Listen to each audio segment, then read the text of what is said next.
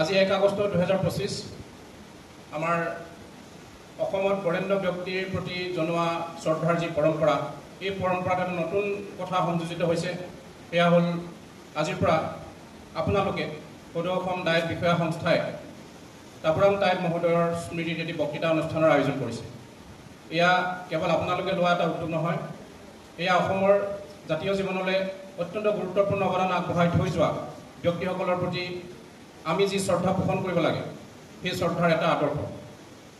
বিভিন্ন কাৰণত বিভিন্ন প্ৰেক্ষাপটত বহুতো ব্যক্তিৰ স্মৃতি অনুষ্ঠান আমি পাতিবলৈ কেতিয়াবা পাহৰি যোৱাৰ নিচিনা লাগে। আৰু তেনে প্ৰেক্ষাপটত আপোনালোকে এইটো অনুষ্ঠানৰ আয়োজন কৰি আমাৰ সকলোৰে প্ৰতি এটা অনুপ্ৰেৰণাৰ আদৰ্শ হিচাপে থিয় দিছে।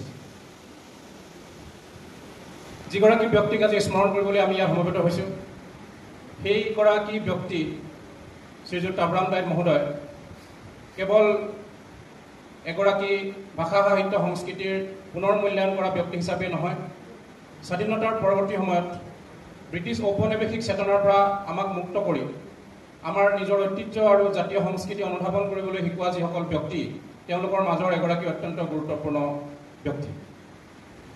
বিভিন্ন ধৰণে বিভিন্ন কাৰণত স্বাধীনতাৰ পাছত আমি যি চেতনাৰে নিজক আগুৱাই নিব লাগিছিল, আজি ৭৫টা বছৰে আমি কিন্তু ক'ৰবাত যেন থমকি ৰ'লোঁ। আৰু ব্ৰিটিছ ঔপনিৱেশিক শাসকসকলে শিকাই থৈ যোৱা জ্ঞান পৰম্পৰা আৰু তেওঁলোকে শিকাই থৈ যোৱা যি চেতনা, তাৰে প্ৰভাৱিত হৈ বিভিন্ন কাৰণত আমি নিজক চিনি পাবলৈ অলপমান পলম কৰা যেন লাগে। আৰু তেনে প্ৰেক্ষাপটত তাপুৰাম টাইটৰ দৰে ব্যক্তি, তেখেত বিভিন্নগৰাকী ব্যক্তিৰ প্ৰতিনিধি, তেখেতৰ নামটোৰ যোগেদি আমি তেনেধৰণৰ কাম কৰা প্ৰত্যেকগৰাকীৰ প্ৰতি আজি শ্ৰদ্ধা জ্ঞাপন কৰিছোঁ।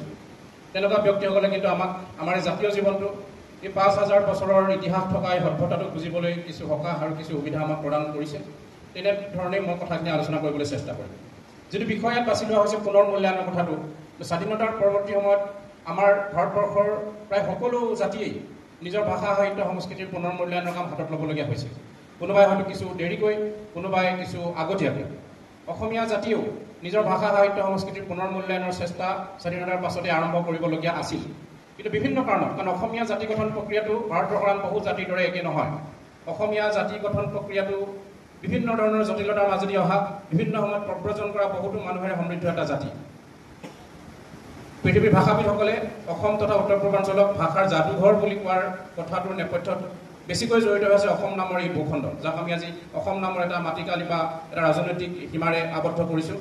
তাত অজস্ৰ ভাষা ভাষী মানুহ আছে, অজস্ৰ সাংস্কৃতিক পৰম্পৰাৰ মানুহ আছে, সকলো গোট খাই আমি অসমীয়া জাতি। আৰু সেইকাৰণে চাগে আমি অসমীয়া জাতি হিচাপে পৰিচিত হৈ আমাৰ ঐতিহ্য উপলব্ধি কৰিবলৈ যি উত্তৰ ঔপনিৱেশিক চেতনা দ্বাৰা সমৃদ্ধ হ'ব লাগিছিল, আমি কিছু পলম কৰিলোঁ। আৰু সেই পলম হোৱাৰ বাবেই আমি অসমৰ যিসমূহ ক্ষুদ্ৰ ক্ষুদ্ৰ জনগোষ্ঠীয় হত্যা বা জাতি হত্যা, সেইসমূহৰ কিছুমানক ইতিমধ্যে নিশ্চিহ্ন হৈ যোৱা দেখিবলৈ পাইছোঁ।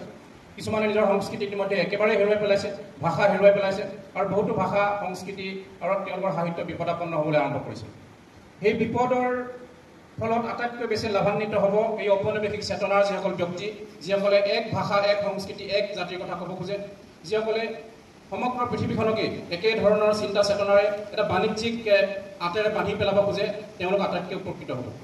আৰু সেই তেওঁলোকৰ উপকাৰৰ বিৰুদ্ধে যুঁজ দিবলৈ যিসকল ব্যক্তি স্বাধীনতাৰ পাছত অসমৰ জাতীয় জীৱনলৈ ওলাই আহিছিল, তেওঁলোকৰ মাজৰ এগৰাকী আমাৰ শ্ৰদ্ধাৰ তাপুৰাম টাইট মহোদয়, যি লখিমপুৰৰ গুণাগতিত জন্ম হৈ আজি এই ধৰণে আমি সদৌ অসম ভিত্তিক এটা অনুষ্ঠানে তেখেতৰ স্মৃতি সভা পাতিব পৰাকৈ নিজৰ যোগ্যতা প্ৰতিপন্ন কৰিছিল। আপোনালোকে সকলোৱে জানে, এই লখিমপুৰ নামৰ ঠাইখন ব্ৰিটিছে কলীয়া পানী হিচাপে অভিহিত কৰিছিল। আৰু ব্ৰিটিছ চৰকাৰে 1838 চনত লখিমপুৰ জিলা গঠন কৰি লখিমপুৰৰ সদৰ ঠাই প্ৰতিষ্ঠা কৰি মাত্ৰ কেইটামান মাহৰ ভিতৰতে সদৰ ঠাই ডিব্ৰুগড়লৈ ৰূপান্তৰিত কৰিছিল, ডিব্ৰুগড়লৈ স্থানান্তৰিত কৰিছিল। তেনেকুৱা বিভিন্ন ধৰণৰ প্ৰাকৃতিক দুৰ্যোগেৰে সকলো সময়তে আক্ৰান্ত, বিভিন্ন যাতায়াত যোগাযোগৰ অসুবিধাৰে সকলো সময়তেই জৰ্জৰিত এখন ঠাই, য'ত জন্ম হোৱাৰ পাছত কিছুমান কথা ভাবিবলৈ আচলতে সকলো সময়তেই অসুবিধা আছিল। যোৱা 10টামান বছৰত যথেষ্ট পৰিৱৰ্তন হৈছে। তাৰ আগৰ সময়খিনিত জন্ম হোৱা, তাৰ আগৰ সময়খিনিত লখিমপুৰত পঢ়া শুনা কৰা প্ৰত্যেকেই সেই অসুবিধাবোৰ পাইছে। এই ঘূণাৱলীত জন্ম হোৱাৰ পাছত তেখেতৰ পঢ়া শুনাৰ কাৰণে কৰিবলগীয়া যিবোৰ কাম, তাৰ কাৰণে যি আৰ্থিক তেখেতৰ প্ৰয়োজন আছিল, সেয়া পূৰাবৰ কাৰণে তাপুৰাম টাইটৰ যি অসুবিধা আছিল, সেয়া তেওঁৰ জীৱনী পঢ়িলে আমি খুব দুখ অনুভৱ কৰোঁ যে নিজৰ প্ৰতিভা প্ৰমাণ কৰিবলৈ তেখেতে পঢ়া শুনা কৰিবৰ কাৰণে সঠিকভাৱে আগুৱাই যাবলৈ নিজেই তেওঁ এবছৰ চাকৰি কৰি পইচা উপাৰ্জন কৰি মাষ্টাৰ ডিগ্ৰী কৰিবলৈ যাবলগীয়া হৈছিল দিল্লী বিশ্ববিদ্যালয়লৈ। যে তেনেকুৱা এটা পৰিৱেশ লখিমপুৰত আছিল, য'ৰ পৰা কেতিয়াও পৰাজয় বৰণ নকৰাকৈ তাপৰাম দাস মহোদয়ে কিন্তু আগুৱাই যাবলৈ চেষ্টা কৰিছিল। কিন্তু আমাৰ কাৰণে আদৰ্শ, বহুতৰ কাৰণে আদৰ্শ নহ'ব, কাৰণ লখিমপুৰত জন্মগ্ৰহণ কৰা ব্যক্তিসকলে তেনেকুৱা ধৰণৰ বহুতেই সমস্যা লাভ কৰিছিল। আমি ঊনবিংশ শতিকাত পাণ্ডেনাৰায়ণ গগৈক দেখিছোঁ, তেওঁ পঢ়া শুনা কৰিবলৈ পইচা নথকাৰ কাৰণে ME স্কুল পাছ কৰি টিচাৰ স্কুলৰ শিক্ষক হ'বলগীয়া হ'ল। তাৰপিছত নৰ্মাল স্কুলত ট্ৰেইনিং ল'ব লাগে, যিটো ট্ৰেইনিং আপোনালোকে লৈ আছে এতিয়া ডায়েটত, টিচিঙৰ যিটো ট্ৰেইনিং, সেইটো ল'বৰ কাৰণে তেওঁ স্কুলত চাকৰি কৰি তাৰ পৰা পইচা উপাৰ্জন কৰি গুৱাহাটীত গৈ নৰ্মাল স্কুলৰ ট্ৰেইনিং লৈ আহিছে, যাতে তেওঁ হেডমাষ্টাৰ হ'ব পাৰে। নিজে পঢ়ি নিজৰ পঢ়াৰ খৰচ উলিয়াই উচ্চ শিক্ষা ল'বলৈ যাবলগীয়া এটা অৱস্থা এই ঊনবিংশ শতিকাতো আছিল, আৰু আমি 20 শতিকাতো তাপৰাম দাস মহোদয়ৰ ক্ষেত্ৰত আমি দেখিবলৈ পাইছোঁ।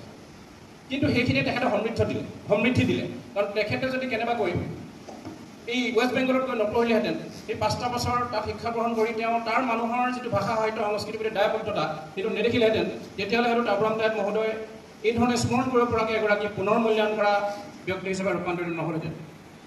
যদিও তেওঁ অভাৱৰ মাজেদি গৈছিল, কিন্তু এই অভাৱে তেখেতক নিৰ্মাণ কৰা নেপথ্যৰ এটা গুৰুত্বপূৰ্ণ এটা পদক্ষেপ হিচাপে ধৰা হয়। তাৰপাছত দিল্লী বিশ্ববিদ্যালয়ত অধ্যয়ন কৰা সময়খিনিতো তেখেত যথেষ্ট সমৃদ্ধ হৈছে। আটাইতকৈ সমৃদ্ধ হৈছে তেওঁ যেতিয়া প্ৰায়োগিক ভাষাতত্ত্ব অধ্যয়ন কৰিবৰ কাৰণে ইংলেণ্ডলৈ গৈছিল। এগৰাকী ব্যক্তিৰ নিৰ্মিতিৰ নেপথ্যত তেওঁৰ শৈক্ষিক বাতাবৰণ, তেওঁৰ সামাজিক বাতাবৰণ, তেওঁৰ বৌদ্ধিক বাতাবৰণটো যথেষ্ট নিৰ্ভৰ কৰে। তাপৰাম দাস মহোদয় আহিছিলে এটা জনগোষ্ঠীয় সম্প্ৰদায়ৰ পৰা। সেই সম্প্ৰদায়টোৰ প্ৰতি কেনেকুৱা ধৰণৰ ধাৰণা মানুহৰ আছিল ব্ৰিটিছৰ সময়ত বা তাৰ পাছতো, সেই সম্পৰ্কেও মই কিছু ক'বলৈ চেষ্টা কৰিম। তেনেকুৱা ধৰণৰ বিভিন্ন বাধা আৰু প্ৰত্যাহ্বান নেওচি তেওঁ দিল্লী বিশ্ববিদ্যালয়ত পঢ়াৰ পাছত, মেধা শক্তিটো অত্যন্ত চোকাটো আছিলেই, পঢ়াৰ পাছত তেওঁ শিক্ষকতাৰ মাজত এই যে প্ৰায়োগিক ভাষাতত্ত্ব অধ্যয়ন কৰিবৰ কাৰণে ইংলেণ্ডত তেওঁ এটা প্ৰতিষ্ঠানৰ পৰা পষ্ট গ্ৰেজুৱেট ডিপ্ল'মা ল'লে। সেইটোৱে কিন্তু তেখেতক আজি পুনৰ মূল্যায়ন কৰা এগৰাকী গুৰুত্বপূৰ্ণ ব্যক্তিলৈ পৰিগণিত কৰিলে। তাপৰাম দাস মহোদয়ক আমি অধ্যয়ন কৰিবলৈ যাওঁতে তেখেতৰ মেধা শক্তিৰ লগতে তেখেতে লাভ কৰা অন্যান্য অভিজ্ঞতা, শৈক্ষিক যি পৰিকাঠামো, আৰু লগতে এই বিভিন্ন ব্যক্তিৰ সান্নিধ্য আৰু প্ৰতিষ্ঠানসমূহৰ গুৰুত্বৰ কথাটো স্মৰণ কৰাৰ প্ৰয়োজন থাকে। কাৰণ কিছুমান প্ৰতিষ্ঠানে হয়তো ডিগ্ৰী দিব পাৰে, হয়তো ভাল চাকৰিৰ কাৰণে উপযোগী হৈ তুলিব পাৰে, কিন্তু তেওঁক হয়তো নতুন চিন্তা কৰিবৰ কাৰণে অনুপ্ৰাণিত নকৰিব পাৰে, যি অনুপ্ৰেৰণা তাপৰাম দাস মহোদয়ে কিন্তু লাভ কৰাৰ কিছুমান প্ৰেক্ষাপট আছিল। এতিয়া মই ক'ব খুজিছোঁ, এই পুনৰ মূল্যায়নৰ কথাটো আমাৰ অসমত কেনেধৰণে হৈছে। আমি অসমীয়া ভাষা সাহিত্য সংস্কৃতি মূল্যায়ন কৰিবলৈ কেতিয়াও শিকা নাছিলোঁ। ঊনবিংশ শতিকাত ব্ৰিটিছ অহাৰ আগলৈকে আমি সাহিত্য ৰচনা কৰিছিলোঁ, লোকসাহিত্য হওক বা লিখিত সাহিত্য হওক, কিন্তু মূল্যায়ন কৰিবলৈ শিকা নাছিলোঁ।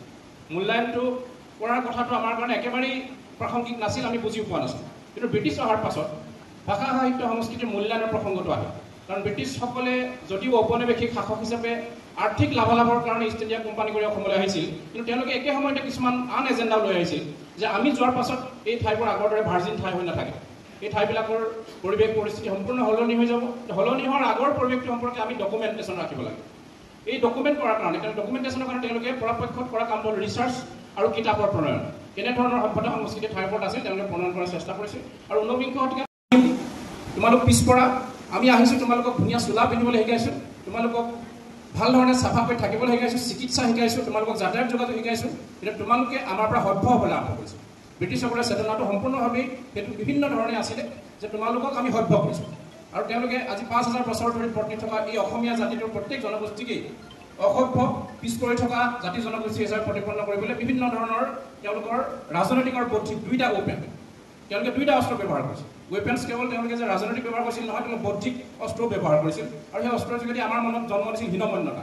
আমি পিছপৰা, আমি দলিত, আমি ভালকৈ খাব নাজানো, ভালকৈ থাকিব নাজানো, আমাৰ পিন্ধন উৰণবোৰ উন্নত নহয়, এই এটা মানসিকতা আমাৰ মনত গঢ় দি থৈ গৈছিল। সেইকাৰণে আমি এতিয়াও আজিৰ তাৰিখতো আমি যেতিয়া এজন মানুহক ভদ্ৰলোক বুলি কওঁ, এজন জেণ্টলমেন বুলি কওঁ, তেওঁৰ কাপোৰ কানিখিনি ব্ৰিটিছৰ নিচিনা। তেওঁ লং পেণ্ট পিন্ধে, কোট পিন্ধে, টাই মাৰে, আৰু তেওঁক আমি আঙুলিয়াই পেলাই কাৰচিন মাৰি কওঁ যে জেণ্টলমেন, এজন ভদ্ৰলোক। আমি কেতিয়াও আমাৰ দৰে কাপোৰ পিন্ধা, এজন মিচিং মানুহে যিধৰণে কাপোৰ পিন্ধে, এজন বড়ো মানুহে যিদৰে কাপোৰ পিন্ধে, তেনেকুৱা কাপোৰ পিন্ধা মানুহ এজনৰ ছবি এখন লগাই লৈ আমি LP স্কুলৰ পাঠ্যপুথিত কিন্তু ভদ্ৰলোক বুলি তলত লিখি নথওঁ। আমি ভদ্ৰলোক হ'ব নোৱাৰোঁ, আমাৰ কাপোৰ কানিবিলাকেৰে ভদ্ৰলোক হ'ব নোৱাৰে, সেই ভাৱটো তেওঁলোকে আমাৰ মনত ভৰাই দিছে। তাৰ বিপৰীতে স্বাধীনতাৰ পাছত তাপৰাম দাসৰ দৰে ব্যক্তিয়ে যিটো জনগোষ্ঠীয় ঐতিহ্যৰ চেতনা, অসমীয়া মানুহৰ এই হাতাম পুৰুষীয়া 1000 বছৰীয়া ঐতিহাসিক মূল্যবোধৰ যিটো চেতনা জগাই তুলিবৰ কাৰণে পুনৰ মূল্যায়নৰ যিবোৰ প্ৰচেষ্টা হাতত লৈছিলে, সেইবিলাকেহে আমাক এসময়ত এতিয়া কিছু আমাক আত্মবিশ্বাসী কৰি তুলিছে যে আমাৰ এখন মিটিঙত সম্বৰ্ধনা জনাবৰ কাৰণে আমাৰ যিকোনো জনগোষ্ঠীয়ে ব্যৱহাৰ কৰা এটা চোলা অত্যন্ত সন্মানীয় উপাদান হ'ব পাৰে। তেওঁলোকে ব্যৱহাৰ কৰা এখন গামোচা বা তেওঁলোকে ব্যৱহাৰ কৰা এখন কাপোৰ অত্যন্ত সন্মানীয় কথা হ'ব পাৰে, তাৰ মাৰ্কেটিং হ'ব পাৰে। কাৰণ ইণ্টাৰনেশ্যনেল মাৰ্কেটত ভেলু থাকিব পাৰে, সেই কথাবোৰ শিকাটো বেছি দিন কিন্তু হোৱা নাই। আৰু শিকাবৰ কাৰণে যিসকল ব্যক্তিয়ে নেতৃত্ব লৈছিল তাৰ মাজৰ এগৰাকী হ'ল তাপুৰাম দাই। আমি দেখোঁ যে খ্ৰীষ্টান মিছনাৰীসকলে অসমত কিন্তু আন কিছুমান কাম কৰিছিল যিবিলাক ব্ৰিটিছৰ নিচিনা নহয়। আৰু খ্ৰীষ্টান মিছনাৰীসকলে কৰা কামৰেই উত্তৰসূৰী হিচাপে আমি স্বাধীনতাৰ পাছত জনগোষ্ঠীয় বা আন ব্যক্তিসকলৰ ভাষা সাহিত্য সংস্কৃতিক লৈ কাম কৰা কিছু আমি গুৰুত্বপূৰ্ণ ব্যক্তিত্বক লগ পাওঁ। খ্ৰীষ্টান মিছনাৰীসকল আহিছিল খ্ৰীষ্টান ধৰ্ম প্ৰচাৰ কৰিবলৈ। তেওঁলোকে সেইকাৰণে চেষ্টা কৰিছিল যে আমি মানুহৰ মাজলৈ যাব লাগিব, যাবৰ কাৰণে ইংৰাজী ভাষা লৈ নহয়। ইংৰাজী ভাষা আৰু ইংৰাজৰ দৰে ভাৱ ভংগীৰে গ'লে আমাক তেওঁলোকে ভয় কৰিব, এই দমনৰ যোগেদি কোনো ধৰ্ম দিব নোৱাৰি। আমি যদি ধৰ্ম দিব লাগে তেওঁলোকৰ ভাষাৰে কথা ক'ব লাগে। এতিয়া খ্ৰীষ্টান মিছনাৰীসকলে আহি কিন্তু অসমত কৰা কামটো ব্ৰিটিছতকৈ বেলেগ আছে। তেওঁলোকে কৰা কামটো আছিল যে সেই ঠাইৰ মানুহৰ ভাষা শিকি ল'ব, তেওঁলোকৰ ব্যাকৰণ লিখিব, তেওঁলোকৰ সৰু সৰু অভিধান কৰিব, আৰু তাৰ যোগেদি সেই মানুহখিনিৰ মাজলৈ সোমাই গৈ তেওঁলোকে ধৰ্মটো দিব। গতিকে খ্ৰীষ্টান মিছনাৰীসকলে কিন্তু ঊনবিংশ শতিকাত আৰু 20 শতিকাৰো কিছু সময়লৈকে অসমত যি ভাষা সাহিত্যৰ চৰ্চা কৰিছিল, সেই চৰ্চা আছিল মিছনাৰীসকলতকৈ কিছু সুকীয়া, তাত দমনমূলক চেতনাটো কিছু নাছিল। আৰু তেওঁলোকে আমাৰ অসমত জনগোষ্ঠীয় ভাষা সংস্কৃতি সাহিত্যৰ চৰ্চাৰ এটা পৰম্পৰা আৰম্ভ কৰিছিল। সেই পৰম্পৰাটোৰ যোগেদি আমি কিছু ভেটি লাভ কৰিলোঁ, যিটো ভেটিত স্বাধীনতাৰ পাছত অসমত জনগোষ্ঠীয় পুনৰ বা এই পুনৰ মূল্যায়ন বা নৱজাগৰণৰ এটা আমি গতিধাৰা দেখিবলৈ পাইছোঁ। তেওঁলোক নথকা হ'লে হয়তো আমি আৰু বেছি পিছুৱাই গুচি গ'লোহেঁতেন। কিন্তু বহুতে ক'ব খোজে যে ঊনবিংশ শতিকাৰ শেষৰ ফালে এডৱাৰ্ড গেইটে আহি যেতিয়া অসমত এন্থ্ৰগ্ৰাফি ডিপাৰ্টমেণ্ট আৰম্ভ কৰিছিল, এডৱাৰ্ড গেইটক আপোনালোকে সকলোৱে জানে, যি এ হিষ্ট্ৰী অফ আছাম লিখিছিল। সেইখন প্ৰথমখন অসমৰ আধুনিক বুৰঞ্জী বুলি আমি কওঁ। আমি শিলৰ ৰেখাৰ দৰে এটা কথাবোৰ গণ্যও কৰোঁ এডৱাৰ্ড গেইটৰ বুৰঞ্জীখন, যিখন 1906 চনত প্ৰকাশ পাইছিল। এই এথনোগ্ৰাফি ডিপাৰ্টমেণ্ট এডৱাৰ্ড গেইটে খুলিছিল এইকাৰণেই যে অসমৰ জনগোষ্ঠীসমূহৰ বিষয়ে এখন কিতাপ কৰিব, এখন মনোগ্ৰাফ কৰিব। অৱশ্যে মিচিংসকলৰ বিষয়ে কৰা নাছিল, কিন্তু বহুত জনগোষ্ঠীৰ বিষয়ে কৰিছিল। গেট গুচি গ'ল 1896 চনত। আহিল PRT গৰ্ডন, আৰু গৰ্ডন আহি পেলাই এথনোগ্ৰাফি ডিপাৰ্টমেণ্টৰ যোগেদি অসমৰ বহু জনগোষ্ঠীৰ বিষয়ে এখন কিতাপ কৰিলে। তাত কি কৰিলে? সেই জনগোষ্ঠীৰ ভাষাৰ বিষয়ে গৱেষণা কৰিলে, সংস্কৃতিৰ বিষয়ে গৱেষণা কৰিলে, সেই জনগোষ্ঠীৰ লোক সাহিত্যৰ সংগ্ৰহ কৰিলে, সেই জনগোষ্ঠীটোৰ মুখৰ গঠনৰ ছবি দিলে, লাওখোলাৰ ছবি দিলে, কাপোৰৰ ছবি দিলে, সেই জনগোষ্ঠীৰ উৎসৱ কিছুমানৰ বিষয়ে বৰ্ণনা দিলে, দি পেলাই গোটেই জনগোষ্ঠীটোৰ এটা অধ্যয়ন তেওঁলোকে আৰম্ভ কৰিলে। অসমৰ কছাৰীসকলৰ বিষয়ে, ডিমাছাসকলৰ বিষয়ে, খাচীসকলৰ বিষয়ে, কাৰ্বিসকলৰ বিষয়ে এখন কিতাপ কৰিলে, মনোগ্ৰাফ, এটা জনগোষ্ঠীৰ বিষয়ে এখন কিতাপ। সেইটোৱে কিন্তু অসমত জনগোষ্ঠীয় পুনৰ উত্থান আৰু জনগোষ্ঠীসকলৰ অধ্যয়নৰ এটা পৰম্পৰা আৰম্ভ কৰিলে বুলি কোৱা হয়।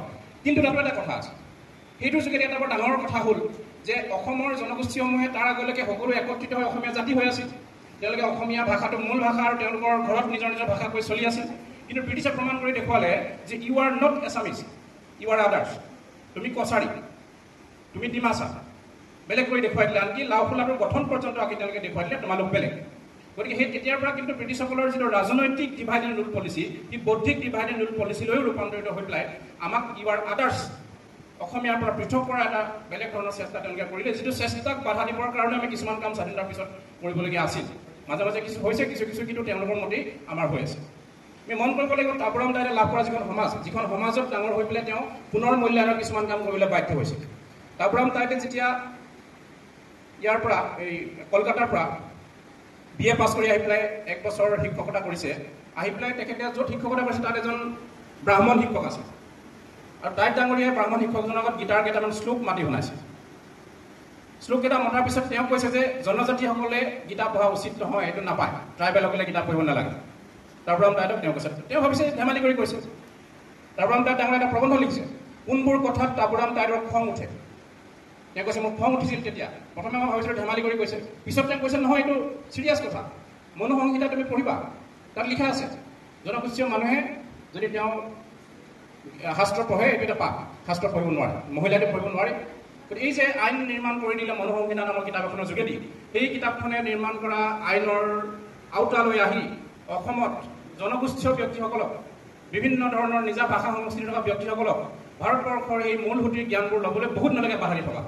তেওঁলোকক সেই কিতাপবোৰ যাক শাস্ত্ৰ বুলি কোৱা হয়, যাক শ্ৰদ্ধাৰে স্মৰণ কৰা হয়, য'ত ভাৰতীয় ঐতিহ্য সংৰক্ষিত হৈ আছে, সেই কিতাপবিলাকৰ পৰা যুগ ধৰি আঁতৰাই ৰখা হ'ল। আনকি তাপুৰাম দাইল ডাঙৰীয়াই স্বাধীনতাৰ পাছত এখন গণতান্ত্ৰিক দেশৰ সংবিধান থকাৰ পাছতো এগৰাকী শিক্ষকৰ পৰা তেনেকুৱা এটা প্ৰশ্নৰ মুখামুখি হ'বলগীয়া হৈছিল। গতিকে আপোনালোকে ভাবক ঊনবিংশ শতিকাত আমাৰ জনগোষ্ঠীসকলৰ অৱস্থাটো কি আছিল, আহোমৰ যুগত জনগোষ্ঠীসকলৰ অৱস্থাটো কি আছিল, য'ত ব্ৰাহ্মণ্যবাদ আছিল, য'ত বিভিন্ন ধৰণে এছাম মানুহক অৱদমিত কৰাৰ চেষ্টা আছিল, য'ত কাষ্ট ডিভিজন আছিল, য'ত মানুহ বিক্ৰী হৈছিল, সেইখিনি সময়ত জনগোষ্ঠীসকলৰ মাজত কেনেকুৱা ধৰণৰ এটা অৱস্থা আছিল। গতিকে আপোনালোকে স্বাধীনতাৰ পাছত দেখিব যে অজস্ৰ অসমীয়া জনগোষ্ঠীয় মানুহে সাহিত্য কৰিছে, চৰকাৰী চাকৰি কৰিছে, বিভিন্ন পদবীলৈ গৈছে এই গণতান্ত্ৰিক দেশৰ সংবিধানৰ সহায় লৈ পেলাই। তাৰ আগত কিন্তু স্বাধীনতাৰ আগত প্ৰতিভা থকা স্বত্তেও আমাৰ জনগোষ্ঠীসকলৰ মাজত অজস্ৰ বিভিন্ন ধৰণৰ সম্ভাৱনা থকা স্বত্তেও আমি তাক ব্যৱহাৰ কৰিব নোৱাৰিলোঁ বিভিন্ন ধৰণৰ জাতি প্ৰথাৰ উদ্ধৃতি দি পেলাই, বিভিন্ন ধৰণৰ তেওঁলোক অৱদমন কৰি পেলাই। আৰু সেই অৱদমনৰ ফলত ঊনবিংশ শতিকাত আমি এগৰাকীও জনগোষ্ঠীয় ব্যক্তি নাপাওঁ যি অসমৰ বৌদ্ধিক আন্দোলনৰ সহযোগ কৰিছে, অসমৰ বিভিন্ন ধৰণৰ গুৰুত্বপূৰ্ণ কামত অংশগ্ৰহণ কৰাৰ সুযোগ পাইছে। এটা হীনমন্যতাৰ অৱদমনৰ দৃষ্টিৰে তেওঁলোকক ৰাখি থৈ দিয়া হ'ল। এতিয়া পুনৰ মূল্যায়ন হোৱাটো আমি কেতিয়াও অস্বাভাৱিক বা অপ্ৰয়োজনীয় কথা বুলি ভাবিব নোৱাৰোঁ। এই যে 20 শতিকাত কিছু সলনি হৈছে, বিষ্ণুপ্ৰসাদ ৰাভাক আমি দেখিছোঁ, তৰুণ চন্দ্ৰ পামেগাম ওলাই আহিছে মিচিংসকলৰ মাজৰ পৰা, তেওঁ কিছুমান কাম কৰিছে, তেওঁ অজস্ৰ বাধা বিঘিনি মানে জঞ্জালৰ মাজেৰে কিছুমান কাম কৰিছে। কিন্তু স্বাধীনতাৰ পাছত এই যে আমাৰ এখন সংবিধান হ'ল, যিখন সংবিধানত সকলো জাতি জনগোষ্ঠীৰ প্ৰতি সহভাৱ পোষণ কৰা হ'ল আৰু তাত সকলো ভাষাক গুৰুত্ব দিয়াৰ কথাটো স্পষ্টকৈ লিখা হ'ল, তেতিয়া কিছুমান মানুহে সংবিধানৰ সহায় লৈ পেলাই আগুৱাই যোৱাৰ সুযোগ পালে। কিন্তু সমাজে দিয়া নাই, সমাজে আজিও দিয়া নাই। সমাজে আজিও বিভিন্ন ধৰণৰ সামাজিক বাধা নিষেধ ৰাখিছে। আমি একত্ৰিত হৈ অসমীয়া জাতি গঠন কৰাৰ ক্ষেত্ৰত আপোনালোকে বিয়া এখন হ'বলৈ যোৱাৰ আগত ল'ৰা ছোৱালীৰ যেতিয়া জাতবোৰ চোৱা হয় তেতিয়া আপোনালোকে গম পাব যে কেনেকৈ আমি সংবিধানখন অৱমাননা কৰি পেলাই আজিৰ তাৰিখতো বৃহৎ অসমীয়া জাতি গঠন প্ৰক্ৰিয়াটোক নানান ধৰণে বাধা বিঘিনি সৃষ্টি কৰি আহিছোঁ। তাৰ মাজত তাৰপৰা দায়িত্বৰ ব্যক্তিয়ে কাম কৰিবলগীয়া হৈছে। এই স্বাধীনতাৰ পাছত কিন্তু প্ৰথম এই পুনৰ মূল্যায়নৰ কামটো আৰম্ভ কৰা জনগোষ্ঠীটো হ'ল বড়োসকল। বড়োসকলে প্ৰথম তেওঁলোকৰ ইমান দিন চলি থকা অৱদমনৰ বিৰুদ্ধে মাত মাতিবলৈ আৰম্ভ কৰিছে আৰু স্বাধীনতাৰ ঠিক 3-4 বছৰ পাছতেই তেওঁলোকে বড়োসকলে সংগঠনৰ জন্ম দিছে, তেওঁলোকৰ ভাষা সাহিত্য ৰক্ষাৰ কাৰণে, ভাষা সাহিত্য সংস্কৃতি চৰ্চাৰ কাৰণে। আৰু তাৰ পাছত সেই অনুপ্ৰেৰণা লৈ পেলাই অসমৰ কেইবাটাও জাতি জনগোষ্ঠীয়ে তেওঁলোকৰ ভাষা সাহিত্য সংস্কৃতি ৰক্ষাৰ কাৰণে সংগঠনৰ জন্ম দিবলৈ আৰম্ভ কৰিছে। সেই সংগঠনসমূহৰ মূল লক্ষ্যটো কিন্তু নিজৰ ভাষা সাহিত্য সংস্কৃতিক সংৰক্ষণ কৰা আৰু সুৰক্ষা দিয়াটো হ'লেও তেওঁলোকে অসমীয়া জাতি সত্তাৰ পৰা আঁতৰি যাব খোজা নাছিলে প্ৰথম অৱস্থাত। তেওঁলোক অসমীয়া, কিন্তু অসমীয়া হোৱাৰ আগত তেওঁলোকে এটা জনগোষ্ঠীৰ অন্তৰ্ভুক্ত, গতিকে জনগোষ্ঠীটোৰ পৰিচয় অটুট ৰাখি অসমীয়া হ'ব খোজাৰ প্ৰৱণতা তেওঁলোকৰ মাজত আমি দেখোঁ, বাৰে বাৰে আছিলে, সকলো সময়তে আছে। আৰু সেই কথাবিলাকৰ নেতৃত্ব দিবলৈ জন্ম দিয়া মিচিং আগম কেবাং বা মিচিং সাহিত্য সভাৰ নেতৃত্ব ল'বলৈ প্ৰথমজন সভাপতি হিচাপে কাব্ৰাম দাইত মহোদয় ওলাই আহিছে। সম্পাদক হ'বৰ কাৰণে নাহেন্দ্ৰ পাদন মহোদয় ওলাইছে, তেওঁ এতিয়াও সক্ৰিয় হৈ কাম কৰি আছে। আজি গোগামুখত যিটো অনুষ্ঠান আছে তালৈ নাহেন্দ্ৰ পাদন ছাৰ নিমন্ত্ৰিত বক্তা লৈ আৰু সেই প্ৰায়োগিক ভাষাতত্ব পঢ়ি পেলাই লাভ কৰা তেওঁৰ যিটো জ্ঞান, সেই জ্ঞানে অসমৰ কেৱল মিচিং ভাষাটোকেই যে সমৃদ্ধ কৰিছে, মিচিং ভাষাটোকে যে লিপি দিছে, মিচিং ভাষাৰে সাহিত্য চৰ্চা কৰাৰ সুযোগ দিছে, সেইটো কেৱল নহয়, অসমৰ আন জনগোষ্ঠীয় ভাষা সাহিত্য সংস্কৃতিকো পুনৰ মূল্যায়ন কৰিবৰ কাৰণে কিছুমান সুযোগ সৃষ্টি কৰি কিন্তু দিছে। সেই কথাকেইটাকে আমি মাত্ৰ ইয়াত উনুকিয়াব খুজিছোঁ যে তেওঁ বহু সময়ত মিচিংসকলৰ নৱজাগৰণৰ মূল ব্যক্তি হিচাপেই কৈ থকা হয়। কাব্ৰাম দাইত মহোদয়ক চাকৰি তেওঁ বহু ঠাইত কৰিছিল, বিভিন্ন ধৰণে তেওঁ বিষয়া হিচাপে কাম কৰিছিল, আপোনাৰ ডাইৰেক্টৰ অফ হায়াৰ এডুকেশ্যনত তেওঁ কাম কৰিছিল, আপোনালোকৰ SCERT প্ৰথমজন সঞ্চালক হিচাপে তেখেতে কাম কৰিছিল, যি কাৰণে আপোনালোকে আজি তেখেতক স্মৰণ কৰিবৰ কাৰণে বিশেষ দিনটো বাছি লৈছে। যিটো প্ৰতিষ্ঠানৰ আপোনালোক জড়িত, যিটো প্ৰতিষ্ঠানৰ আপোনালোক একোগৰাকী বিষয়া বা প্ৰবক্তা, সেই অনুষ্ঠানটোৰ তেখেত জন্মদাতা, আৰম্ভণি তেখেতে কৰিছিল। কিন্তু মিচিং সাহিত্য সভাৰ লগত জড়িত হৈ থাকি তেখেতে অসমৰ এই জনগোষ্ঠীয় ক্ষুদ্ৰ ক্ষুদ্ৰ জনগোষ্ঠীসমূহৰ ভাষা সাহিত্য সংস্কৃতি সংৰক্ষণৰ কাৰণে কৰা কামবিলাকে কেনেকৈ সেই মানুহবিলাকৰ মনৰ মাজত উত্তৰ ঔপনিৱেশিক চেতনাৰ জন্ম দিছিল, কেনেকৈ সেই মানুহবিলাকৰ মনৰ মাজত স্বাভিমানৰ জন্ম দিছিল, নিজৰ কাপোৰ কানিবোৰক লৈ গৰ্ব কৰিবলৈ তেওঁলোকক শিকাইছিল, নিজৰ আহাৰক লৈ গৰ্ব কৰিবলৈ শিকাইছিল, সেই কথাখিনি কিন্তু যথেষ্ট গুৰুত্বপূৰ্ণ। স্বাধীনতাৰ পাছত এখন সংবিধান নোহোৱা হ'লে এইখিনি কাম কৰিবলৈ তেওঁলোকে হয়তো সুযোগ নাপালেহেঁতেন। আৰু কাব্ৰাম দাইত মহোদয় কিন্তু অসমৰ ঐতিহ্য অধ্যয়নৰ ক্ষেত্ৰত এগৰাকী অত্যন্ত প্ৰখৰ প্ৰতিভাসম্পন্ন ব্যক্তি আছে। তেখেতৰ লেখা মেলাৰ সংখ্যা বৰ কম, যিখিনি লেখা মেলা আছে আপোনালোকে পঢ়িলে দেখিব তেখেতে একে সময়তে ভেন গভৰ ছবিৰ বিষয়ে প্ৰবন্ধ লিখিব পাৰে, একে সময়তে অসমীয়া ভাষাৰ নৱজাগৰণৰ বিষয়ে তেওঁ প্ৰবন্ধ লিখিব পাৰে। এই 1836 চনৰ পৰা 1872 চনলৈ অসমত অসমীয়া ভাষা বিতৰিত হোৱাৰ বিষয়ে তেখেতৰ গভীৰ অধ্যয়ন আছে, তেখেতৰ প্ৰবন্ধবোৰ পঢ়িলে মানে আমি গম পাওঁ। কিন্তু একে সময়তে সেইখিনি সময়ত আমি নিজৰ অসমীয়া ভাষাটোৱে বিপদাপন্ন হোৱা অৱস্থাত জনগোষ্ঠীয় ভাষা কথা একেবাৰে ভবাই নাছিলোঁ। জনগোষ্ঠীয় ভাষা সাহিত্যৰ কথা ভবাৰ পৰিৱেশটো কিন্তু স্বাধীনতাৰ পাছতহে আমাৰ মনলৈ আহিছে। তেখেতে মিচিং ভাষাৰ বিষয়ে কৰা গৱেষণা, মিচিং ভাষাৰ ব্যাকৰণ প্ৰণয়ন আৰু মিচিং ভাষাৰ অভিধান প্ৰণয়নৰ যোগেদি যিখিনি অৱদান আগবঢ়ালে, তাৰ কাৰণে তেখেতক সাহিত্য একাডেমীয়ে ভাষা সন্মান দি যথেষ্ট আমাক আনন্দিত কৰিছে, গৌৰৱান্বিত কৰিছে যে তেনেকুৱা সন্মান পোৱাটো বৰ সহজ নহয়। সাহিত্য একাডেমীৰ বঁটাৰ দৰে সেইটো বঁটা নহয়, সেই বঁটাটো বহুত দিনৰ মূৰত নিৰ্দিষ্ট যোগ্য মানুহ থাকিলেহে এগৰাকী ব্যক্তিক দিয়া হয়, সেই বঁটা তেখেতক দিয়া হ'ল। কিন্তু একে সময়তে তেখেত যিহেতু এটা অনুষ্ঠানৰ লগত জড়িত আছে, যিটো অনুষ্ঠানৰ প্ৰথম তেওঁ অফিচাৰ অন স্পেচিয়েল ডিউটি আছিল, OSD, প্ৰথমগৰাকী সঞ্চালক আছিল, প্ৰথমে OSD আছিল, পিছত সঞ্চালক। এইটো হ'ল আবিলাক, অলপ আগত ইয়াত উচ্চাৰিত হৈছে আবিলাকৰ নামটো। এই আবিলাক নামৰ প্ৰতিষ্ঠানটো, আবিলাক নামৰ এই সংস্থাটোৰ যোগেদিয়ে তেখেতে এই পুনৰ মূল্যায়নৰ মূল কামখিনি কৰাৰ কিন্তু নেতৃত্ব লৈছে। কাৰণ আবিলাক জন্ম নোহোৱা হ'লে এই আজি আমি অসমৰ সৰু সৰু জাতি জনগোষ্ঠীবিলাকৰ ভাষা সাহিত্য সংস্কৃতিৰ যি ক্ষয় দেখিবলৈ পাইছোঁ, সেই ক্ষয় ৰোধ কৰাটো কিন্তু সম্ভৱ নহ'লে। আমি বৰ আনন্দ অনুভৱ কৰোঁ যে লখিমপুৰৰ পৰা যোৱা দুগৰাকী ব্যক্তিয়ে দুটা ডাঙৰ ডাঙৰ প্ৰতিষ্ঠানৰ জন্ম দি অসমৰ জাতীয় জীৱনৰ অৰিহণা যোগাইছে। প্ৰথমগৰাকী হ'ল ডক্টৰ বিশ্বনাৰায়ণ শাস্ত্ৰী। তেখেত আছিল অসম প্ৰশাসন পৰিষদৰ প্ৰথমগৰাকী সচিব। প্ৰথমে আছিলে OSD, পিছত তেওঁ সচিব। আৰু তাৰ পাছত তাপৰাম দাস মহোদয় ওলাই গ'ল আৰু তেওঁ জন্ম দিলে আবিলাক নামৰ প্ৰতিষ্ঠানটো। আবিলাকৰ প্ৰথম তেওঁ সঞ্চালক আছিল আৰু আবিলাকৰ থাকোঁতেই তেওঁ যিখিনি পৰিকল্পনা কৰিছিল, তেওঁ যিখিনি আঁচনি আছিল, সেই আঁচনিখিনিকে আবিলাকে এতিয়া ৰূপায়িত কৰিবলৈ আহি আছে। তেনেকুৱা আঁচনিৰ এটা গুৰুত্বপূৰ্ণ আছিল যে ভাষা সাহিত্য সংস্কৃতি মানে কেৱল অসমীয়া ভাষা সাহিত্য সংস্কৃতিকে কেৱল আবিলাকে অধ্যয়ন নকৰে। আবিলাকে অসমত থকা সকলো জাতি জনগোষ্ঠী ভাষা সাহিত্য অধ্যয়ন কৰিব, ভাষা সাহিত্যৰ তেওঁলোকে গভীৰ চৰ্চা কৰাৰ সুযোগ দিব। আপোনালোকে জানি আনন্দিত হ'ব যে মিচিং ভাষাৰ অভিধানখন প্ৰণয়ন কৰাৰ লগতে আপোনালোকে সকলোৱে মিচিং ভাষা অভিধানখনৰ কথা জানে। তাপৰাম দাস মহোদয়ৰ কথা আমি গুগলত চাৰ্চ কৰিলে যিখিনি তথ্য হয়, সেইখিনি তথ্য আপোনালোকে জানে বুলি মই ধৰি লৈছোঁ। সেইখিনি সকলোৱে যিকোনো সময়তে চাব পাৰে। কিন্তু একে সময়তে আবিলাকে তাপৰাম দাস মহোদয়ৰ নেতৃত্বৰ মাজেদিয়েই কিছুমান কাম আজি পৰ্যন্ত কৰি আছে। সেই কামবিলাকৰ আমি কিছুমান ফলাফল দেখিবলৈ পাইছোঁ। মই দুটামান ক'ব খুজিছোঁ যে তাপৰাম দাস মহোদয়ে আৰম্ভ কৰা সেই প্ৰকল্পটোৰ পৰৱৰ্তী সময়ত আমি দেখোঁ যে কাৰ্বি অসমীয়া ইংৰাজী অভিধান ওলাল, ৰাভা অসমীয়া ইংৰাজী অভিধান ওলাল, বড়ো ইংৰাজী অসমীয়া অভিধান ওলাল, ডিমাচাসকলৰ ওলাল, তিৱাসকলৰ ওলাল, বিষ্ণুপ্ৰিয়া মণিপুৰীসকলৰো কাম চলি আছে, নেপালীসকলৰ ওলাল। এই যে অসমত থকা জাতি জনগোষ্ঠীবিলাকৰ ভাষাসমূহৰ অভিধান উলিয়াই দিয়া হ'ল, ভাষাসমূহৰ অভিধানত অসমীয়া ইংৰাজী দুবিলাক প্ৰতিশব্দ দিয়া হ'ল, ব্যাকৰণ প্ৰণয়নৰ চেষ্টা চলিলে, তাত বিভিন্ন ভাষাৰ বিষয়ে গৱেষণা হ'বলৈ আৰম্ভ কৰিলে। ই কেৱল ভাষাকেই যে পুনৰ মূল্যায়ন কৰিছে এইটো কথা নহয়, সেই ভাষাবিলাকৰ যে গুৰুত্ব প্ৰতিষ্ঠা হৈছে এইটো কথা নহয়। এটা ভাষা একক হিচাপে নাথাকে, এটা ভাষাৰ পিছফালে থাকে সংস্কৃতি। আপোনালোকে মিচিংসকলে যিবোৰ শব্দ কয়, শব্দবিলাকৰ লগত আপোনালোকৰ সংস্কৃতি সোমাই আছে। আজি যদি এই চোলাটো নিপিন্ধে, এই চোলাটোৰ নামটো নোহোৱা হৈ যাব। এই শব্দটো ক'লে কোনো চিনি নাপায়। প্ৰত্যেকটো হাল বোৱা, মাছ মৰা, ঘৰ বনোৱা, বিভিন্ন ধৰণৰ কাম কৰা শব্দবিলাক জন্ম হৈ ভাষাটো হয়। আৰু শব্দবিলাক জীয়াই থাকিবলৈ সংস্কৃতিও থাকিব লাগিব। সেই সংস্কৃতিৰ প্ৰতি আমাৰ সন্মানবোধ থাকিব লাগিব। আৰু সেই সন্মানবোধটো জন্ম দিয়াৰ নেপথ্যত তেওঁ আৰম্ভ কৰা যি পুনৰ মূল্যায়ন, এই তেওঁলোকৰ ভাষাবিলাকৰ পুনৰ মূল্যায়নৰ যি চেষ্টা, সেই চেষ্টাই কিন্তু অসমৰ জনগোষ্ঠীসমূহক যথেষ্ট আত্মবিশ্বাসী কৰি তুলিলে যে তেওঁলোকৰো মূল্য আছে, তেওঁলোকৰ নৃতাত্ত্বিক মূল্য আছে, তেওঁলোকৰ জনগোষ্ঠীটোৰ ভাষাটোৰ অধ্যয়ন কৰাৰ গভীৰ সম্ভাৱনা আছে, যিবোৰ সম্ভাৱনাৰ কথা আমাক ব্ৰিটিছসকলে শিকোৱা নাছিল। আমি এতিয়া শিকিবলৈ আৰম্ভ কৰিছোঁ। আমাৰ জাতি জনগোষ্ঠীবিলাকৰ গুৰুত্ব আমি নিজে উপলব্ধি কৰা আৰম্ভ কৰিছোঁ। আনকি তাৰ দ্বাৰা আমাৰ বাণিজ্যিক লাভো কিছু নোহোৱাকৈ থকা নাই। এতিয়া আপোনালোকে দেখিব যে শেহতীয়াকৈ এটা জাগৰণ আৰম্ভ হৈছে যে এথিনিক আইডেণ্টিটি। এথিনিক আইডেণ্টিটিৰ লগত এথিনিক যিটো আমাৰ সাজপাৰ কাপোৰ জড়িত আছে, এথিনিক খাদ্য, ফুড, এথিনিক যিটো খাদ্য, আমাৰ জনগোষ্ঠীসকলৰ যি খাদ্য, তাৰ আজিকালি এটা বাণিজ্যিক মূল্য আৰম্ভ হৈছে। বহুত ঠাইত সেইবিলাক এটা টুৰিজিমলৈ ৰূপান্তৰিত হৈছে, এটা পৰ্যটনৰ ক্ষেত্ৰলৈ ৰূপান্তৰিত হৈছে, যিটোৱে আমাক আন ধৰণে উপকাৰ কৰিছে, ব্যৱসায়িক ধৰণে উপকাৰ কৰিছে। কিন্তু তাৰ আগত আমি কৰিব লাগিব তেওঁলোকৰ আত্মবিশ্বাস জন্ম দিব লাগিব। আত্মবিশ্বাস জন্ম দিবলৈ তেওঁলোকৰ ভাষাটোৰ প্ৰতি সন্মানটো থাকিব লাগিব। তেওঁলোকৰ ভাষাটো যে গুৰুত্বপূৰ্ণ ভাষা হয়। কোনোবা মিচিং মানুহে যেতিয়া মিচিং ভাষা ক'বলৈ লাজ কৰে, আমি ক'ৰবাত তেওঁৰ মনত এটা হীনমন্যতা ভৰাই দিলোঁ যে মিচিং ভাষা ক'লে তুমি লাজ কৰিবলগীয়া এটা কথা, তুমি এইখিনি এই সমাজখনত তুমি মিচিং ভাষা নক'বা, ভাঙি ভাঙি হ'লেও তুমি হিন্দী কোৱা, ইংৰাজী কোৱা, নহ'লেও অসমীয়া কোৱা। তেনেকুৱা ধৰণৰ প্ৰৱণতাটোৰ পৰা মুক্ত হোৱাৰ যিটো চেষ্টা, সেইটো তাপৰাম দাস মহোদয়ৰ এই যিটো মই কৈছোঁ যে ব্ৰিটিছসকলে যিটো বৌদ্ধিক আক্ৰমণ আৰম্ভ কৰিছিলে, সেই বৌদ্ধিক আক্ৰমণৰ বিৰুদ্ধে কিন্তু বৌদ্ধিক প্ৰত্যাক্ৰমণটো আমি কৰিব লাগিব। আৰু বৌদ্ধিক প্ৰত্যাক্ৰমণ কৰাৰ চেষ্টাটো আবিলাকৰ যোগেদি এই যিটো অসমৰ ভাষা সাহিত্য সংস্কৃতি পুনৰ মূল্যায়ন, এইটো তাপৰাম দাস মহোদয়ে আৰম্ভ কৰিছিলে। তেখেতে এই কথাখিনি কোনোবা ঠাইত কৈ থৈ গৈছেনে নাই আমি নাজানো, তেওঁ হয়তো পোনপটীয়া কৈ থৈ নাই যোৱা।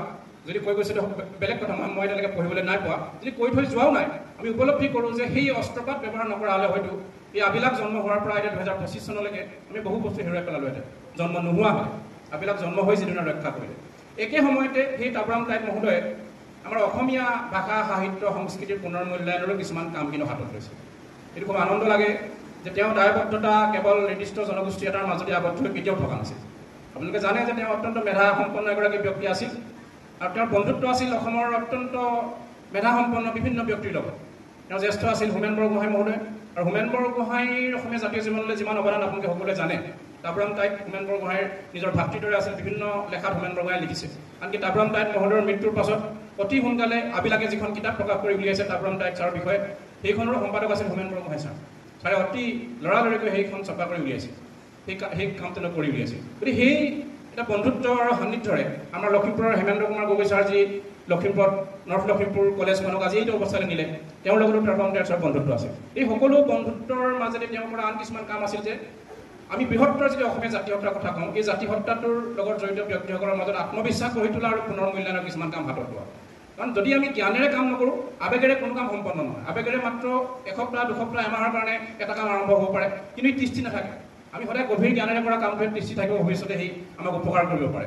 এই যে আবিলাকৰ তেওঁ সঞ্চালক আছিল, তেতিয়া তেওঁ আৰম্ভ কৰিছিল এটা ডাঙৰ কাম যিটো অসমীয়া সাহিত্যৰ বুৰঞ্জীৰ পুনৰ লিখন 1994 চনত অসমীয়া সাহিত্যৰ বুৰঞ্জী আপোনালোকে জানে কেইবাজন ব্যক্তি ইতিমধ্যে লিখিছে সত্যনাৰায়ণ ধৰ্মাচাৰ্যই লিখিছে মহেশ্বৰ নেওগে লিখিছে দিবেশ্বৰ নেওগে লিখিছে এই গোটেইকেইজন মানুহ কলিকতা বিশ্ববিদ্যালয়ৰ অসমীয়া ডিপাৰ্টমেণ্টৰ পৰা পাছ কৰা মানুহ আৰু Sathyan Sharma Maheswar Neog first class pass তেতিয়া কলিকতা বিশ্ববিদ্যালয়ৰ অসমীয়া ডিপাৰ্টমেণ্টত তেওঁলোকে লিখা বুৰঞ্জীসমূহ থকাৰ পিছত আমি আকৌ বুৰঞ্জী কিয় লিখিম তেওঁলোকে লিখা বুৰঞ্জীসমূহৰ মাজত কিছুমান দৃষ্টিভংগী হয়তো নাই তেওঁলোকে এককভাৱে কৰা কাম হ'ব কিছুমান দৃষ্টিভংগী পুনৰ আমি মূল্যায়ন কৰাৰ প্ৰয়োজন আছে যি মূল্যায়নে আমাৰ জাতিটোক বুজি পোৱাত আৰু সহায় কৰিব ভাষা আৰু সাহিত্যৰ মাজত জাতি এটা জীয়াই থাকে তেওঁ সেইকাৰণে এটা প্ৰকল্প হাতত লৈছিল যে অসমীয়া সাহিত্যৰ বুৰঞ্জী প্ৰণয়ন হ'ব 6টা খণ্ডত এই বুৰঞ্জীখন প্ৰণয়নৰ গোটেই প্ৰকল্পটোত অত্যন্ত গুৰুত্বপূৰ্ণ ব্যক্তি হিচাপে সংযোজিত হৈছিল হোমেন বৰগোহাঁই ছাৰ আপোনালোকে জানে হোমেন বৰগোহাঁই ছাৰে বহু মানুহক লিখাব পাৰিছিলে তেওঁৰ এটা অনুৰোধত বহুতে কাম কৰি দিছিলে যি বিশ্বকোষ প্ৰণয়ন কৰিছিল আৰু অসমৰ আটাইতকৈ চিন্তাৰ চৰ্চা কৰা ব্যক্তিসকলক তেওঁ সেই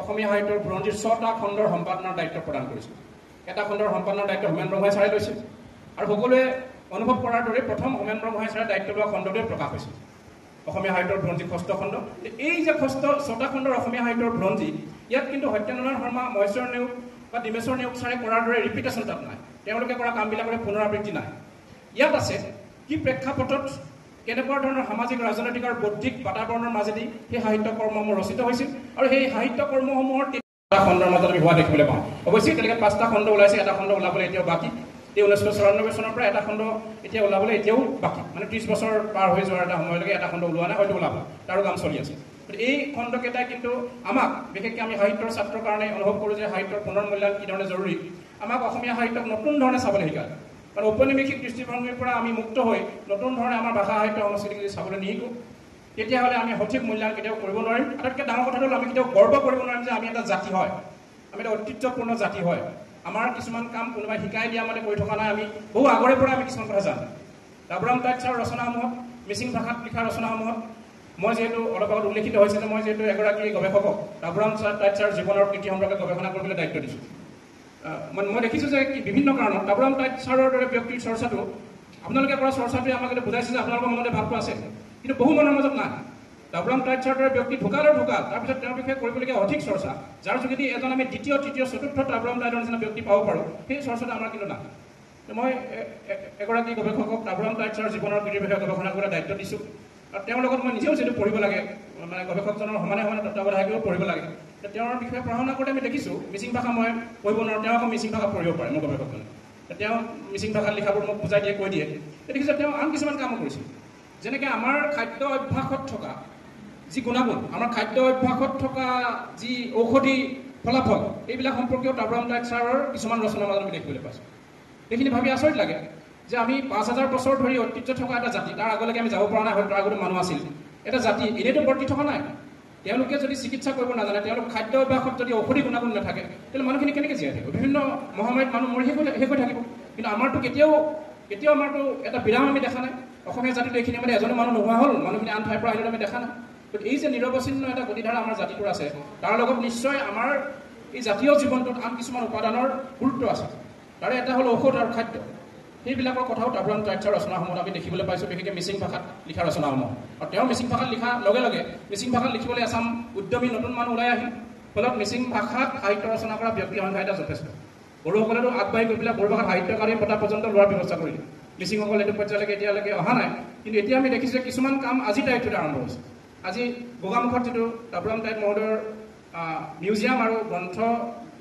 গ্ৰন্থাগাৰ প্ৰতিষ্ঠা কৰা হৈছে তাৰ যোগেদি তেখেতৰ চৰ্চাও হোৱাৰ লগতে আমাৰ জনগোষ্ঠীয় পুনৰ মূল্যায়ন এটা চেষ্টা আমি আৰম্ভ কৰা দেখিবলৈ পাইছোঁ আৰু তাত মিচিং ভাষাত সাহিত্য চৰ্চা কৰা ব্যক্তিক পুৰস্কাৰ দিয়া এটা ব্যৱস্থা হৈছে যিটোৰ মূল ব্যক্তিগৰাকী কিন্তু ডাবুৰাম টাইট মহোদয় তেওঁ নাথাকা হ'লে আজি মিচিং ভাষাত সাহিত্য চৰ্চা কৰিলে কোনোবা ওলাই নাহিলেহেঁতেন আৰু বঁটা এটা দিয়াৰ পৰিৱেশ এটা সৃষ্টি হোৱাটো বহুত দূৰৰে কথা হ'লহেঁতেন গতিকে সেই ধৰণৰ কামো তেখেতে কৰি থৈ গৈছে মই উল্লেখ কৰিছিলোঁ মিছনাৰীসকলে যিটো কাম কৰিছিল আৰু তাৰ বিপৰীতে কৰা ইংৰাজসকলে কৰা যিটো কাম তেওঁলোকে ইংৰাজসকলে কিন্তু বৰ ডাঙৰ কাম কৰিছিল জনগোষ্ঠীসকলৰ মাজৰ পৰা লোকসাহিত্য কিছুমান সংগ্ৰহ কৰিছিল আৰু সংগ্ৰহ কৰি পেলাই সেই লোকসাহিত্যটো ইমান ধুনীয়াকৈ উপস্থাপন কৰিছিল যে কছাৰীসকলৰ লোকসাহিত্যটো ডিমাচাৰ লগত নিমিলে ডিমাচাৰটো কুকিৰ লগত নিমিলে কুকিটো আন বেলেগৰ লগত নিমিলে কিন্তু স্বাধীনতাৰ পাছত আমাৰ জনগোষ্ঠীয় পুনৰ উত্থান বা এই সাহিত্যৰ পুনৰ মূল্যায়নৰ আমি এটা বস্তু দেখিবলৈ পালোঁ যে আমাৰ মাজত থকা যিবোৰ লোকসাহিত্য মিচিংসকলৰ ঐনিতম তেওঁলোকৰ লোককথা ৰাভাসকলৰ ডিমাচাসকলৰ কাৰ্বিসকলৰ সকলোবোৰ পুনৰ উদ্ধাৰৰ যিটো চেষ্টা হৈছে সেই চেষ্টাটো কিন্তু ঐতিহ্য অন্বেষণৰ চেষ্টা তাৰ লগত কিন্তু কোনো মানুহক আমাৰ পৰা আঁতৰি নিয়াৰ প্ৰচেষ্টাটো নাই। আৰু তাপৰাম টাইট মহোদয়ে তেওঁৰ জীৱনকালত মিচিং লোকগীতৰ বহুতো সংগ্ৰহ আমি কৰা দেখিবলৈ পাইছোঁ। তেওঁ মিচিং লোকগীতৰ যথেষ্ট সংগ্ৰহ কৰিছে, কেৱল সংগ্ৰহ কৰাই নহয়, তাক সুৰেৰে সৈতে সংগ্ৰহ কৰিছে। কেৱল গীতটোৰ কথাটো নহয়, সুৰেৰে সৈতে সংগ্ৰহ কৰিছে। আৰু নিজেই তেওঁ গীত গাব জানিছিল, তেওঁ গীত নিজে গাইছিল, সুৰেৰে সৈতে গাইছিল।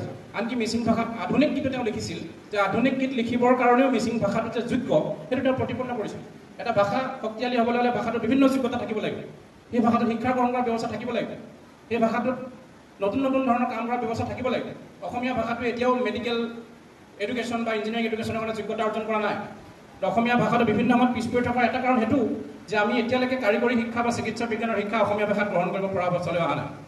গতিকে অসমীয়া ভাষাটোৰে সেইটো দুৰৱস্থা। গতিকে অসমত থকা জনগোষ্ঠীয় ভাষাবিলাকৰ আৰু বেছি দুৰৱস্থা থাকিব। কিন্তু তাৰ পৰা পৰিত্ৰাণ পাবৰ কাৰণে আমি কেৱল মিটিং পাতি আন্দোলন কৰি শ্লোগান দি থাকিলে নহ'ব, আমি বৌদ্ধিকভাৱে গভীৰ অধ্যয়ন কৰিব লাগিব, যিটো কাম তাপৰাম টাইট ছাৰে আমি কৰা দেখিবলৈ পাইছিলোঁ। আৰু তেওঁৰ পৰৱৰ্তী সময়ত অসমত বহুত ব্যক্তিয়ে মিচিং লোকগীতৰ, মিচিং ঐনিতমৰ সংগ্ৰহ কৰা আৰম্ভ কৰিছে। আৰু সংগ্ৰহবোৰ মানুহৰ মাজত জনপ্ৰিয় হৈছে সুৰেৰে সৈতে। সেই সংগ্ৰহত আনকি কিছুমান এনেকুৱা সংগ্ৰহ হৈছে পেন ড্ৰাইভ এটা দিছে, সুৰেৰে সৈতে গাই দিছে। আপোনালোকৰ গুণাৱতীৰে সদানন্দ পায়েঙে এখন মিচিং ঐনিতমৰ সংকলন কৰিছিল, গোটেই গীতবোৰ সুৰেৰে সৈতে গাই পেলাই এটা পেন ড্ৰাইভ লগত আমাক দি দিছে। আমি বাৰু আন্তৰিকতাৰ সৈতে শুনো, আমি মিচিং ভাষা ক'ব নাজানো, কিন্তু মিচিং সুৰ এটা যদি আমি শুনো, আমি যেতিয়া বড়ো সুৰ এটা শুনো, আমি দেউৰী সুৰ এটা যেতিয়া শুনো, আমাৰ প্ৰাণত কিবা এটা বেলেগ ধৰণৰ আবেদন আহে, যিটো আবেদন ভাৰতবৰ্ষৰ আন ঠাইৰ পৰা কোনোবাই আহি পেলাই কিবা এটা বজাই দিলে আমাৰ নাহে। আপোনালোকে প্ৰত্যেকে নিজক সুধি চাব যে ঐনিতমৰ সুৰ এটা শুনিলে আমি সদায় আত্মমগন হওঁ, আমাৰ আৱেগ উঠলি আহে কিবা কিবি ধৰণে।